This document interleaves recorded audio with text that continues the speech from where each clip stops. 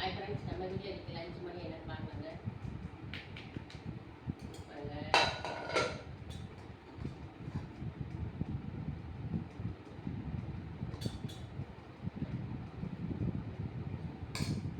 சுட சுட இலையில போட்டு இலையில சூடாக இருக்கிற சாப்பிட்டு இலையில போட்டு சாப்பிடும்போது நமக்கு வந்து அந்த இலை கருகி சாப்பிடும்போது அந்த இலையோட சத்துக்கள் கிடைக்கும் போது முடி கிடைக்காது, நல்லா புத்துணர்ச்சியாக இருக்கும்.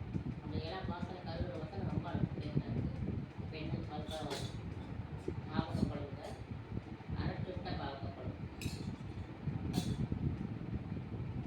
அப்புறம் கேன் பொரியல்,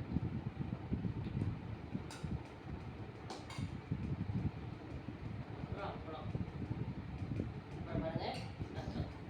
ஓகே ஃப்ரெண்ட்ஸ், நம்ம வீட்டில் இன்றைக்கி இதுதான் லஞ்ச் மனு.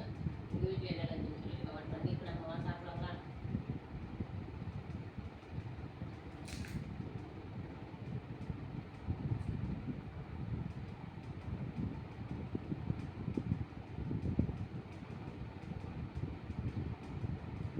சூப்பராக இருக்கும். பாவக்காய் குழம்பு கசப்பே இல்லை.